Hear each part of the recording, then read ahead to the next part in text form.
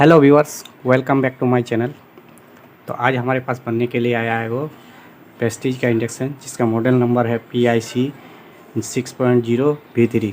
तो देखिए इसमें क्या प्रॉब्लम है। इसको हम लोग पार देते हैं, इसको ऑन करते हैं।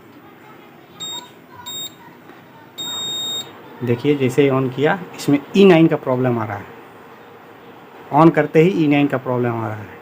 तो इस फॉल्ट को कैसे ठीक करेंगे, स्टेप बाय स्टेप मिलते हैं इंट्रो के बाद।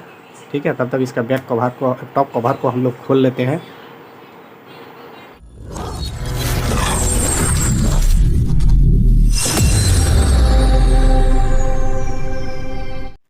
तो व्यूअर्स, इंट्रो के बाद फिर से एक बार आप लोगों को स्वागत है हमारे चैनल पर। तो देखिए हम इंडक्शन का पूरा PCB खोल के बाहर निकाल लिए हैं। अब हमको भी पता नहीं ये एरर कहाँ से ले रहा है, तो एक एक चीज़ हम लोग चेक करेंगे और स्टेप बाय स्टेप आपको बताएंगे। एरर कोई भी हो, इंडक्शन कोई भी हो, आप इसी प्रोसीजर को फॉलो कीजिएगा तो आपको एरर को दूर करने में कोई परेशानी नहीं होगा। तो देखिए हम लोग एक एक करके कैसे स्टेप बाय स्टेप चेक करते हैं। बने रहे वीडियो में, वीडियो को पूरा देखिएगा, स्किप मत कीजिएगा, नहीं तो कुछ समझ में नहीं आएगा। देखिए इसमें पावर देते हैं सीरीज बोर्ड में, ठीक है। और इसका वोल्टेज को एक एक करके हम लोग चेक करते हैं, ठीक है। मीटर को हम लोग DC मोड में ले लेते हैं और ब्लैक प्रोड को हम लोग नेगेटिव में रखते हैं।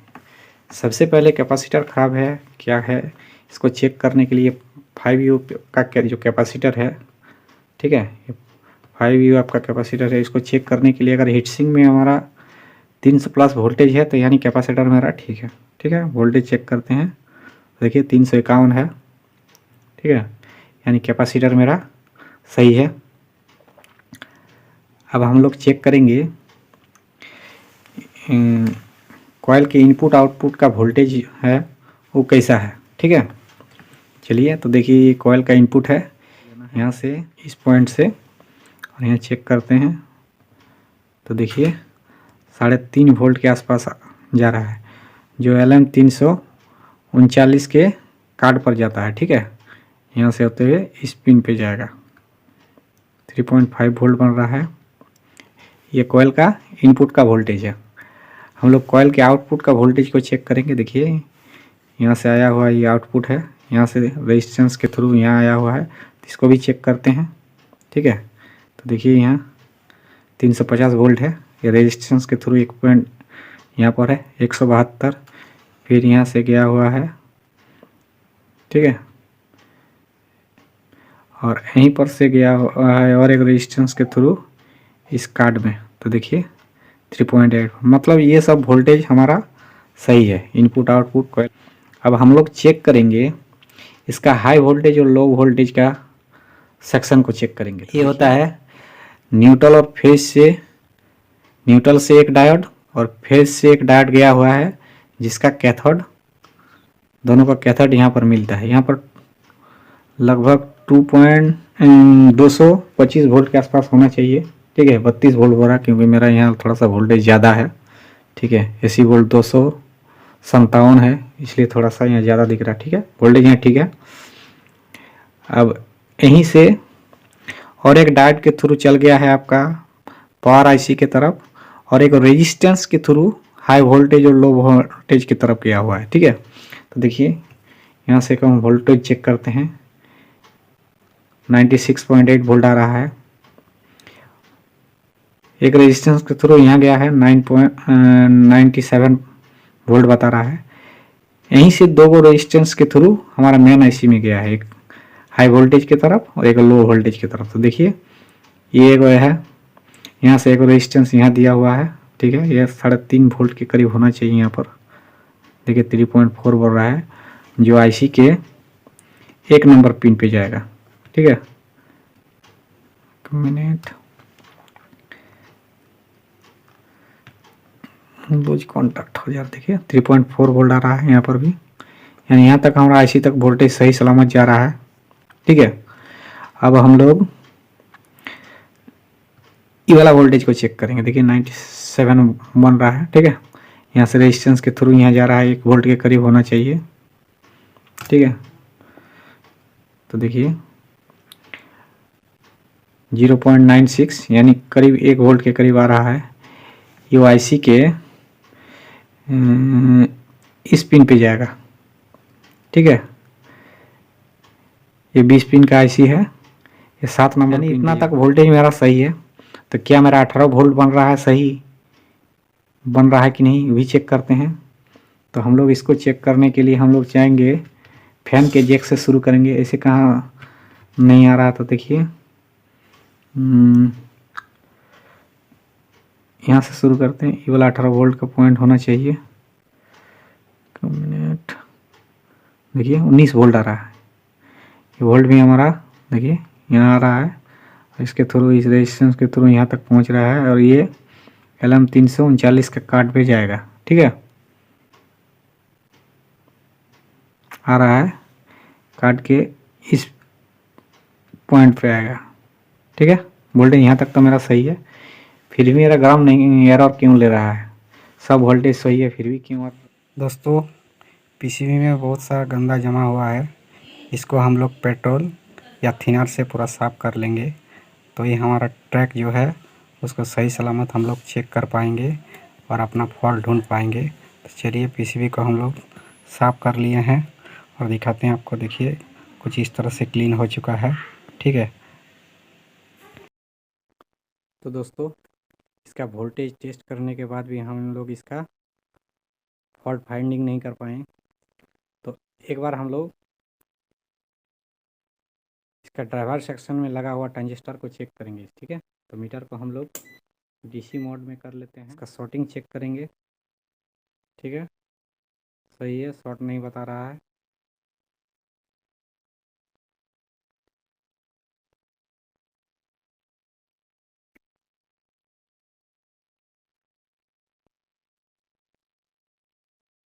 तीनों ट्रांजिस्टर सही बता रहा है।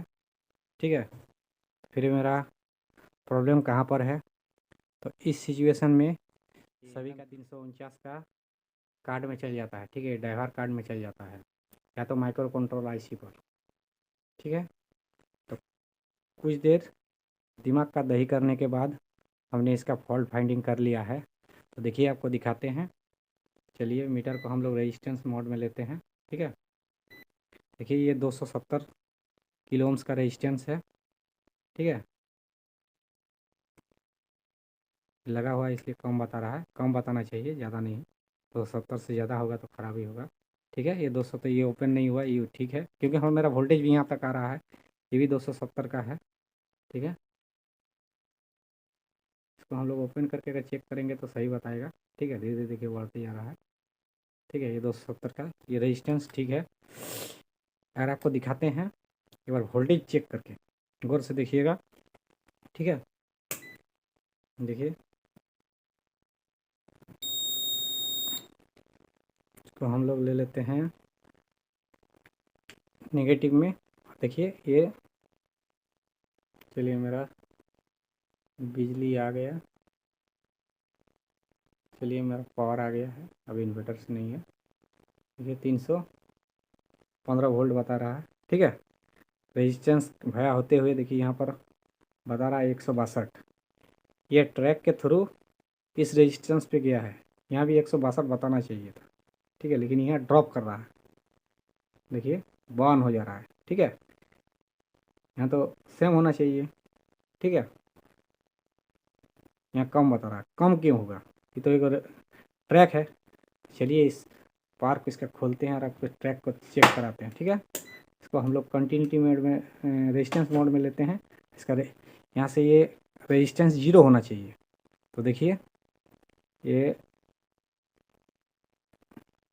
रेजिस्टेंस 15 किलो ओम का बता रहा है, यानी मेरा ये फॉयल लाइन कहीं ब्रेक हो चुका है, जिसके कारण इसका रेजिस्टेंस बढ़ गया था। तो देखिए गौर से आपको दिखा रहे हैं, देखिए यहाँ पर एक थोड़ा सा सल्फर लग गया है इसमें। ठीक है, ये देखिए, इसको आपको हम रगड़ के दिखाते हैं। देखिए यहाँ पर, ठीक है, इसको हम लोग रगड़ते हैं ठीक से, इसको इसका रेजिस्टेंस 0 होना चाहिए, जबकि ये मेरा 15 किलो ओम्स का बता रहा था। देखिए ये ब्रेक जैसा हो गया है, ठीक है, ये फॉयल लाइन, जिसके कारण हमारा वोल्टेज तो जा रहा है, लेकिन जब इस पर लोड पड़ रहा है तो ये एरर ले रहा है, ठीक है। तो देखिए यहाँ पर, ठीक है, कभी कभार ये छोटा सा फॉल्ट दिमाग घुमा देता है, लेकिन हम लोग हैं कि जब तक तोड़ेंगे नहीं तब तक छोड़ेंगे नहीं, ठीक है। देखिए को दिखाते हैं, देखिए रेजिस्टेंस नहीं बता रहा है, 0 ओम्स का रेजिस्टेंस नहीं बता रहा है, ठीक है। यहाँ से ये एक कॉइल लाइन है, नहीं बता रहा है। चलिए इसमें हम लोग सोल्ड कर लेते हैं, ठीक है। एक वायर का टुकड़ा लेके इसको सोल्ड कर लेते हैं। सबसे पहले इसमें थोड़ा सा पेस्ट लगा लेते हैं, ठीक है। इसको सोल्ड और थोड़ा सा लगा देते हैं। ये ब्रेक है, इसमें एक थोड़ा सा वायर का टुकड़ा जोड़ देते हैं, ठीक है। ये हो गया, और एक्स्ट्रा वायर को हम लोग काट लेते हैं, ये हो गया। अब देखिए इसमें रेजिस्टेंस हम लोग चेक करते हैं, इस रेजिस्टेंस से इस रेजिस्टेंस के बीच की दूरी 0 होना चाहिए, ठीक है। अब टेस्ट करते हैं कि मेरा E9 का प्रॉब्लम ठीक हो रहा है नहीं। ऐसे ही आपको नॉर्मली दिखाते हैं पैनल लगा के, ठीक है। ये रहा, अब यहाँ पैनल लगाते हैं। इसमें E0 का प्रॉब्लम आने से ये हमारा प्रॉब्लम सॉल्व हो चुका है। और E0 आया तो हम समझेंगे कि मेरा प्रॉब्लम सॉल्व हो चुका है, ठीक है। चलिए आपको दिखाते हैं, इसी तरह से रखते हैं ताकि आपको स्क्रीन दिखाई दे बढ़िया से।